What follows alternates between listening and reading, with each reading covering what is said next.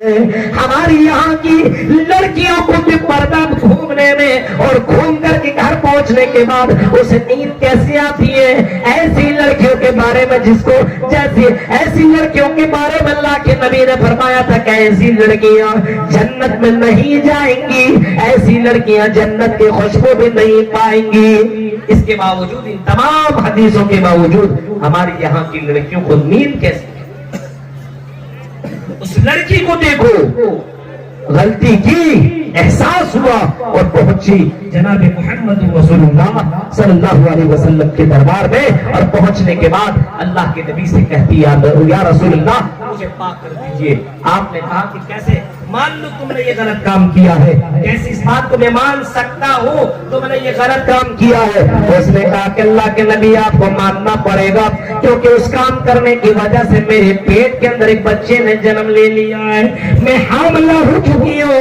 اے اللہ کے رسول، حمل ٹھہر گیا ہے، مجھے معلوم ہے کہ میں نے غلط کام کیا۔ اللہ کے رسول اگر آپ نے سزا نہیں دی تو میں اس جہنم کی آگ کو کیسے برداشت کروں گی؟ یہ دنیا کی آگ جب برداشت نہیں کر پاتی ہوں تو مرنے کے بعد جہنم کی آگ کو میں کیسے برداشت کروں گی؟ اللہ کے نبی نے کہا تمہیں تو پاک کیا جائے گا میری بہن، ٹھیک ہے تم نے غلط کیا ہے، ہاں تمہیں پاک کیا جائے گا، لیکن تیرے پیٹ کے اندر جو بچہ ہے، جو حمل ٹھہرا ہوا ہے، اس بچے کا کیا قصور ہے؟ اس کو میں کیوں کر سزا دوں؟ تمہیں معلوم ہے زنا کرنے والے کو کیا سزا ملتی ہے؟ جب وہ جواب دیتی ہے اللہ کے رسول مجھے معلوم ہے، اس کو زمین میں گاڑ کر کے مار دیا جاتا ہے، پتھروں سے مار کر کے ہلاک کر دیا جاتا ہے۔ معلوم ہے؟ ہاں معلوم ہے، مجھے معلوم، مرنا ہے آج نہیں تو کل موت آئے گی، لیکن اے اللہ کے رسول میں میرے دل کے اندر یہ خیال نہیں آتا کہ میں ایسے ہی مر جاؤں، بلکہ میرے دل میں خیال آتا ہے کہ اگر میں ایسے ہی مر گئی تو مجھے اللہ کے پاس جاؤں گی تو میں اللہ کے پاس کیا جواب دوں گی؟ اس وجہ سے اللہ کے رسول میں بے چین ہو چکے ہو، مجھے آپ پاک کر دیجیے۔ آپ نے فرمایا جب تم بچے کو جنم دے لو پھر میرے پاس تم آنا، پھر میں تمہارے اوپر وہی قانون نافذ کروں گا جو قانون زنا کرنے والے کے اوپر نافذ کیا جاتا ہے۔ وہ لڑکی گئی اور جب اس نے بچے کو جنم دے لیا، وہ عورت، وہ لڑکی پھر آئی اللہ کے رسول کے پاس بچے کو لے کر کے، اللہ کے رسول اس بچے کو میں جنم دیتی ہے، اللہ کے رسول اب پاک کر دیجیے۔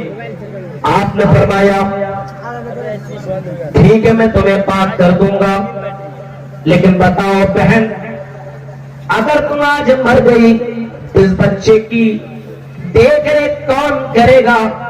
اس کو دودھ کون پلائے گی؟ کون ہے جس کو دیکھ ریکھ کرے؟ کوئی ہے تمہاری نظر میں؟ کہا کہ نہیں۔ آپ نے فرمایا جب بچہ کھانے پینے کے لائق ہو جائے تب نہ جاؤ، ابھی تک وہ عورت گئی اور اس بچے کو دودھ پلاتی رہی 2 سال تک۔ جب بچہ کھانے پینے کے لائق تک بن گیا، جب اللہ کے نبی کے پاس پھر وہ تیسری بار آتی ہے اور کہتی ہے رسول اللہ، اے اللہ کے نبی اب تو یہ بچہ کھانے بھی لگا ہے، اب مجھے پاک کر دیجیے، مجھے برداشت نہیں ہوتا ہے۔ اللہ کے نبی نے اس بچے کو لیا اور آپ نے صحابہ کے درمیان میں اعلان کیا کہ لوگوں کون ہے جو اس بچے کی کفالت کرے گا؟ کون ہے جو اس بچے کی دیکھ ریکھ کرے گا؟ اور آپ نے ایسے موقع پہ فرمایا تھا انا وکافل الیتیم کہاتین فی الجنہ، انا وکافل الیتیم کہاتین فی الجنہ، جو یتیموں کی کفالت کرتا ہو، جو یتیموں کی دیکھ ریکھ کرتا ہو میرے ساتھ جنت میں ایسے ہوگا۔ آپ نے دونوں انگلیوں کو ملا کر کے بتایا کہ جو یتیموں کی کفالت کرنے والا ہوگا وہ میرے ساتھ جنت میں رہے گا اور میرے ساتھ جنت میں ایسے رہے گا۔ ایک انصاری صحابی آگے بڑھے، اس نے بچے کو لیا اور کہنے لگا یا رسول اللہ، اے اللہ کے نبی اس بچے کی کفالت کروں گا۔ اللہ کے نبی نے اس عورت کے اوپر قانون نافذ کر دیا اور اس عورت کو زمین کے اندر گاڑ کر کے مار دیا گیا، پتھروں سے ہلاک کر دیا گیا۔ اس عورت کو اس بات کی ذرہ برابر پرواہ نہیں کہ اس کو مار کر کے ختم کر دیا گیا، اس کو اس بات کی خوشی تھی کہ مجھے دنیا کے اندر قانون، مجھے دنیا کے اندر سزا مل گئی، میں جہنم کی سزا سے بچ گئی ہوں۔ میرے پیارے ساتھیوں غور کرو، تصور کرو، پہلے کے زمانے میں اگر کوئی غلط کام کر لیا کرتا تھا یا کر لیا کرتا رہتی تھی تو اپنی زندگی میں اتنا زیادہ وہ افسوس کیا کرتی تھی، اتنا زیادہ وہ شرمندہ ہوا کرتے تھے کہ دوبارہ وہ کام کرنے کی ضرورت نہیں کیا کرتی تھی۔ ادھر کے علاقے میں اور اکثر جگہوں پہ میں نے جلسوں میں دیکھا ہے کہ آج کل ہمارے یہاں جلسوں میں لڑکے اور لڑکیاں پہنچتے تو ہیں لیکن جلسہ کم سنتے ہیں اور جلسہ دیکھنے زیادہ آتے ہیں، جلسہ زیادہ دیکھنے آتے ہیں۔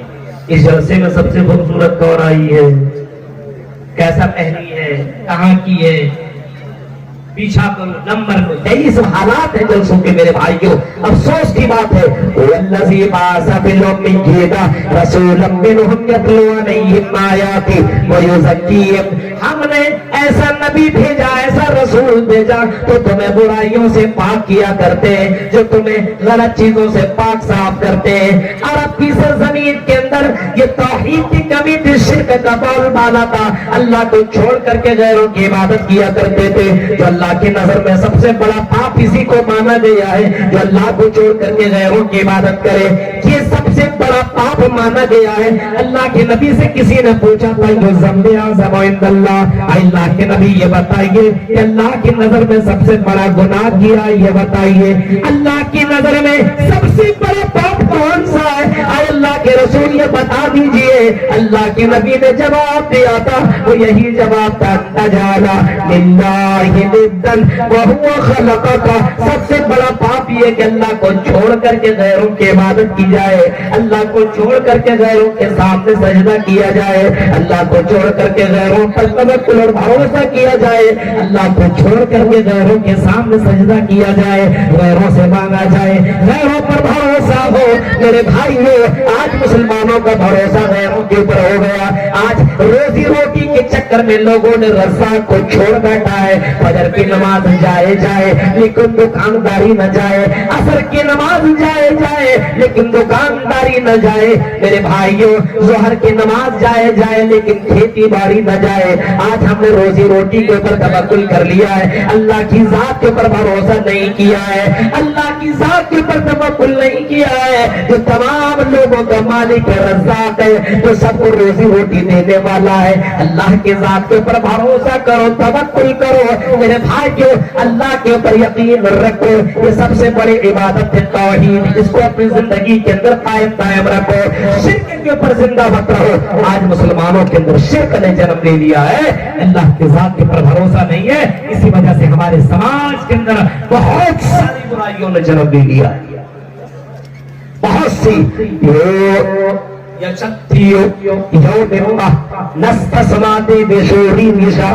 ہندو دھرم کی کتابوں میں بھی لکھا ہے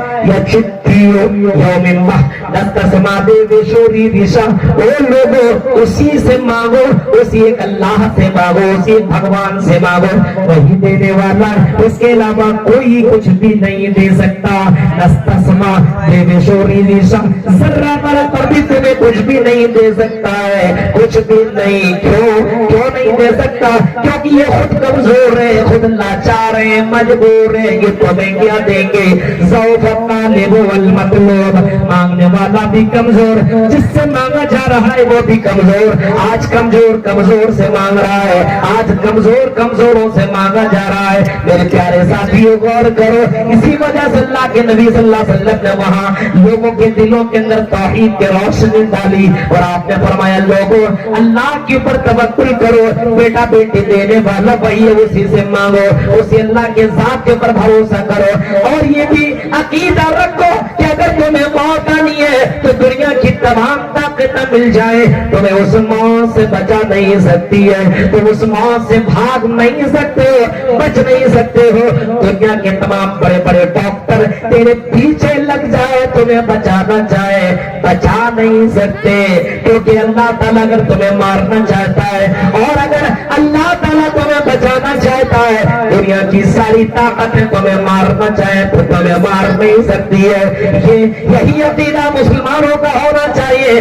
آج مسلمانوں کے دلوں کے اندر صرف اللہ کا ڈر ہونا چاہیے، اللہ کے اوپر توکل بھروسہ ہونا چاہیے۔ عزت اور ذلت کا مالک اللہ تعالیٰ کی ذات ہے، اس اللہ کے اوپر توکل بھروسہ کرو. آج بھی مسلمانوں اگر تم ذلیل ہو رسوا ہو تو میرے بھائیو یہ ذلت بھی زندگی سے جا سکتی ہے. اللہ کی ذات کے اوپر توکل کرو, بھروسہ کرو, کیونکہ قرآن آج بھی وہی آیت آج بھی قرآن کے اندر موجود ہے. قرآن جھیک جھیک کر کے کہتا ہے وَلَا تَهِنُوا وَلَا تَحْزَنُوا وَأَنْتُمُ الْأَعْلَوْنَ إِن كُنتُم مُّؤْمِنِينَ.